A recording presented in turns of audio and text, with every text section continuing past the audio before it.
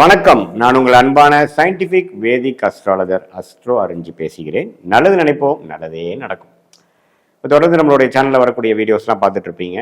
அறிவியல் சார்ந்த ஜோதிட கருத்துக்கள் எதையுமே நம்ம மிகைப்படுத்தாமல், பரிகாரங்கள் அது மாதிரி விஷயத்துக்குள்ள போகாமல், உள்ளது உள்ளவாறு அறிவியல் எப்படி ஜோதிட சாஸ்திரத்தில் வேலை செய்யுது, நம்மளுடைய போன ஜென்மத்தில் செய்த பாவ புண்ணியங்கள் எப்படி இந்த ஜென்மத்தில் வாழ்க்கை சம்பவங்களாக உருவெடுக்கிறது, அது சாதகமான சம்பவங்களாக சாதகமற்ற சம்பவங்களாக உருவெடுப்பதற்கு உங்களுடைய ஜாதகம் எப்படி துணை புரிகிறது, கர்ப்பபலன் எப்படி வேலை செய்யுது, இது எல்லாமே நீங்கள் ஒன் பை ஒன் பார்க்க போகிறீங்க.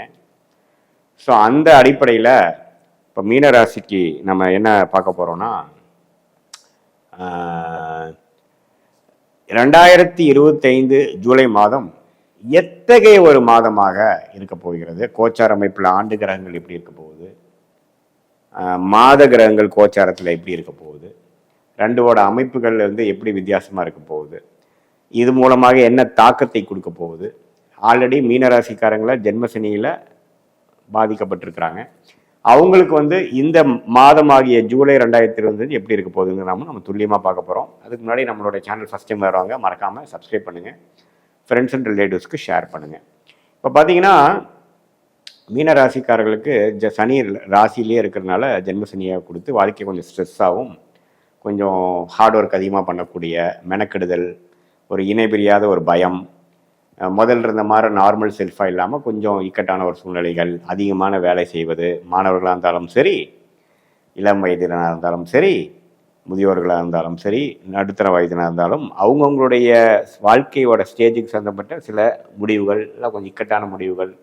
அவங்க ஒரு பக்கம் ஓசிச்சாங்கன்னா, ஒரு பக்கம் வண்டி ஓட்டினாங்கன்னா இன்னொரு பக்கம் வண்டி திரும்புதுங்கிற மாதிரி சில வாழ்க்கையில் சில இடக்க முடக்கான சில விஷயங்கள், போட்ட பிளான் மிஸ் ஆகிறது, ஒரு இணை போன பாஸ்ட் லைஃப்பில் நம்ம செய்ததெல்லாம் சில பிரச்சனை வருமா அப்படின்னு ஒரு பயம், போன வருடங்களில் செய்த தவறுகளுக்கு இப்போ நம்ம தண்டனை அனுபவிக்கிறது, அதனால் கஷ்டப்படுறது, அது மாதிரி மனம் இறுக்கத்தை கொடுக்கக்கூடிய ஒரு அமைப்பு போயிட்டு இருக்குதுங்கிறது நமக்கு தெரியும்.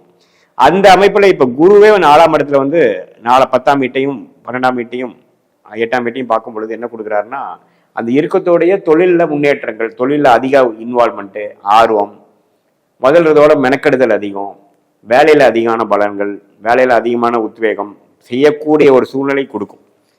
அப்போ தான் நம்ம சர்வே பண்ண முடியும், அப்போ தான் ஜெயிக்க முடியும். அந்த சீரியஸ்னஸ் இப்போ தான் கொடுக்கும். அது வரைக்கும் ஏனோதானு வாழ்ந்துட்டு இருந்தவங்களுக்குலாம் பார்த்தீங்கன்னா இப்போ கொஞ்சம் சீரியஸ்னஸ் ஆவாங்க. வாழ்க்கையில் ஒரு பிடிப்பு வரும், அதிகமாக உழைக்க வேணும். வியாபாரிகள் இன்னுமே உழைப்பாங்க, அதிகம் இன்வெஸ்ட் பண்ணுவாங்க, ஆனால் அதிக நேரம் வேலை செய்வாங்க, அதிகம் யோசிப்பாங்க. தொழிலாளிகளும் பார்த்தீங்கன்னா அதிகமான அந்த ப்ராஜெக்ட் அந்த வேலையை முடிக்கிறதுக்கு நம்ம கஷ்டப்பட வேண்டியதாக இருக்கும். மார்க்கெட்டிங் எக்ஸிக்யூட்டிவ்ஸ் நம்ம அலைச்சல் அதிகமாக இருக்கும், நம்ம காம்படிட்டிவான ஃபீல்டாக இருக்கிற மாதிரி ஆகும். முதல்ல இருந்ததோ காம்படிட்டிவ் அதிகமாகும். ஸோ அப்படி இருக்கிறப்போ ஈவன் மாணவர்களுக்கு பார்த்தீங்கன்னா முதலோட நம்ம இந்த படிக்கிற டென்ஷன், எக்ஸாம் ஃபியர் அதெல்லாம் கொஞ்சம் அதிகமாக கொடுக்கக்கூடிய அமைப்புகள் கொடுக்குது. அதே சமயத்தில் ராகு கேதுகள் பார்த்தீங்கன்னா 12ஆம் இடத்துல ராகுவும் 6ஆம் இடத்துல கேதுவும் பார்த்தீங்கன்னா ஓரளவுக்கு நல்ல அமைப்புகள்.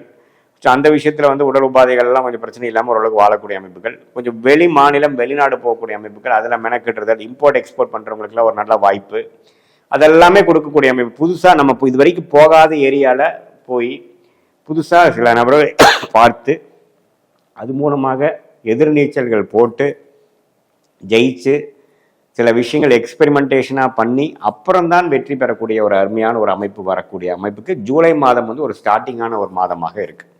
ஸோ ஜூலை மாதம் எல்லாமே ஒரு மாதிரியான ஜென்மசனியோட விஷயத்தில் கொஞ்சம் மெல்ல மெல்ல நீங்கள் ஜென்மசனினா என்ன, அதோட டென்ஷன் என்னங்கிறதெல்லாம் கொஞ்சம் பார்க்க அமைப்பீங்க. அதே சமயத்தில் வேலை தொழில் அதெல்லாமே கொஞ்சம் நல்லா தான் போகும். இன்னும் பதிலோட நம்ம அதிகமாக ஆர்வமாக செய்யக்கூடிய அமைப்பு.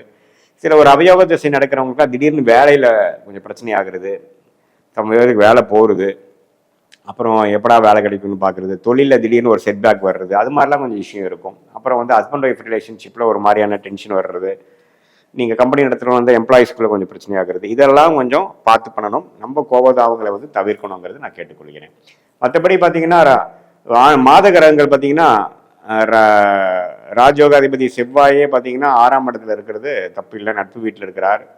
சில எதிரிகளை கொஞ்சம் சில வரலாம், அதனால் கொஞ்சம் பேச்சில் பண்ணுறதுலாம் கொஞ்சம் கேர்ஃபுல்லாக இருக்கணும். வெளிநாடு தொடர்புகளில் கொஞ்சம் புதுசாக நீங்கள் ஏதோ ஒன்று பண்ணுறீங்க, ஒரு ஏற்றுமதி இறக்குமதி பண்ணுறீங்கன்னா யார் என்னென்னு செக் பண்ணி தான் நீங்கள் சேஃபாக தான் பண்ணணும். யாரையும் இந்த டைமில் நம்பிடக்கூடாது. அவள் எடுத்தமா கவுத்தமான்னு போயிடக்கூடாது. உங்கள் மைண்டில் என்ன இருக்குங்கிறது ஓப்பனாக சொல்லக்கூடாது. கொஞ்சம் கேர்ஃபுல்லாக எல்லாத்தையும் செய்யக்கூடிய அமைப்புகள் தேவைப்படுகிறது. சுக்கிரன் 3ஆம் இடத்துலேருந்து அதுக்கப்புறம் 4ஆம் இடத்துக்கு போகிறதும் தப்பு இல்லை. தொழில் வேலை விஷயத்தில் நல்ல விஷயங்கள் உண்டு. திருமண விஷயங்களில் நல்லா கைகூடக்கூடிய விஷயங்கள் உண்டு. இருந்தாலும் இந்த நேரத்தில் வரக்கூடிய வரன்கள்லாம் கொஞ்சம் கேர்ஃபுல்லாக பார்க்கணும். எடுத்துமா கவுத்துமான்ட்டு நம்ம ஒரு முடிவு எடுக்கக்கூடாது. நல்லா பழகி பார்த்து தான் செய்யணும். ஏன்னா ஜென்மசனி வரும்பொழுது எப்பவுமே பார்த்தீங்கன்னா ஒரு பாவகர்மாவை நம்ம கரைக்கிறோம்னு தெரிஞ்சுக்கணும். நம்ம கொஞ்சம் எடுக்கக்கூடிய முடிவுகளை தவறாவதற்கு வாய்ப்பு அதிகம்ங்கிறது நீங்கள் தெரிஞ்சுக்கணும். மைண்டு நார்மலாக கிளாரிட்டியோட இல்லை, கொஞ்சம் ஸ்ட்ரெஸ்ஸோட இருக்குதுங்கிறது தெரிஞ்சுக்கணும். அதனால கொஞ்சம் எல்லாமே யோசிச்சு ஆலோசனை பெற்று அப்புறம் தான் நீங்கள் செய்யணும். மற்றபடி இம்பார்ட்டன்ட் விஷயங்களை கொஞ்சம் தள்ளி போடுறது தப்பு இல்லை. ஏன்னா எல்லாமே எடுத்துமா கவுத்துமான்னு பண்ணக்கூடிய நேரங்கள் இல்லை. இப்போது தொழில் விஷயங்கள் அப்படியே முன்னேறுவதற்கும் கடனை கொஞ்சம் குறைக்கிறதுக்கும் அது மாதிரி முயற்சிகள் நீங்கள் செஞ்சுக்கலாம். மற்றபடி பார்த்தீங்கன்னா சூரியனே பார்த்தீங்கன்னா 4ஆம் இடத்துலேருந்து குருவோட சேர்ந்து இருக்கிறதுல பார்த்தீங்கன்னா சில அரசு விஷயத்தில் சில நீங்கள் கொஞ்சம் எதிர்பார்க்குறீங்க, ஒரு லோன் சில எதிர்பார்க்குறீங்க, அதெல்லாம் கொஞ்சம் டக்குன்னு கிடைக்கும். அது மூலமாக சில பிரச்சனைகள் நீங்கள் சால்வ் பண்ணிக்கலாம். சில கேஷ் ஃப்ளோ ப்ராப்ளத்தை சால்வ் பண்ணிக்கலாம். சில விஷயங்கள் அதாவது பணம் பற்றாக்குறை அது மாதிரி விஷயங்கள் சால்வ் பண்ணிக்கலாம். பட் அது நம்ம சம்பாதிச்ச பணமாக எடுத்துக்க முடியாது. அது இப்போதைக்கு ஒரு தற்காலிக சொல்யூஷன் கொடுக்கக்கூடிய அமைப்பு கண்டிப்பாக உண்டு. ஸோ பொதுவாக பார்க்கும் பொழுது இந்த கிரக அமைப்புகள்லாம் மீனராசிக்காரர்களுக்கு அடுத்த போகக்கூடிய அந்த 1.5 வருஷம் 2 வருஷம் ஜென்மசனிக்கு ஒரு விஷயமும் கொஞ்சம் அப்படியே கொஞ்சம் லேட்டாக போகிறது, கொஞ்சம் ஹார்டாக போகிறது, கொஞ்சம் டஃப்பாக போகிறது, ஸ்ட்ரெஸ்ஸாக போகிறது உணரக்கூடிய ஒரு அமைப்பு.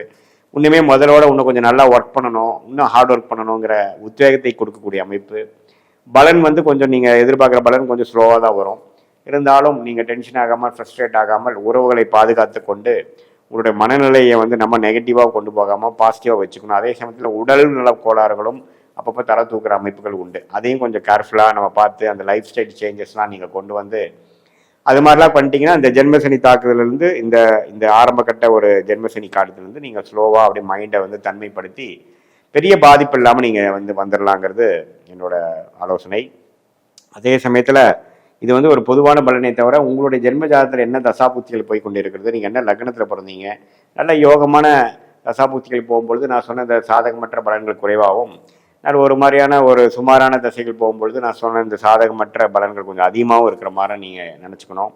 உங்களுடைய தசாநாதன் எப்படி, தசா புக்திகள் எப்படி, புக்திநாதன் எப்படி, இந்த கோச்சாரத்தில் எப்படி போகிறார், இதெல்லாம் நம்ம ஒருங்கிணைத்து பார்க்கும் பொழுது வாழ்க்கைக்கு எப்படி ஒரு ட்ரெயின் ஒரு ரயில் 2 தண்டவாளம் தேவையோ அதே மாதிரி கோச்சாரமும் இந்த உங்கள் ஜென்ம ஜாதக தசாபுக்தியும் ஒருங்கிணைத்து பார்க்கும்பொழுது உங்கள் வாழ்க்கைங்கிற ட்ரெயின் எப்படி போக போகுது, அடுத்த வரக்கூடிய ஷார்ட் டேர்ம் ஃபியூச்சர் லாங் டேர்ம்லாம் எப்படி இருக்க போகுது, எந்த மாதிரி முடிவுகள் எப்போ எடுக்கலாம், எந்த நேரத்தில் எது நடக்கும், எந்த மாதிரி டைரக்ஷனில் வாழ்க்கை சேஞ்ச் ஆக போகுது, எந்த நேரத்தில் நம்ம அடைக்க வாசிக்கணும், எந்த நேரத்தில் கொஞ்சம் வேகமாக போக ட்ரை பண்ணுங்கிறதெல்லாம் துல்லியமாக சயின்டிஃபிக் வேதிக் அஸ்ட்ராலஜி முறையில் நீங்கள் பார்த்து வாழ்க்கையில் நீங்கள் வெற்றி அட முடியும் அப்படிங்கிறத நான் சொல்லிக்க விரும்புகிறேன்.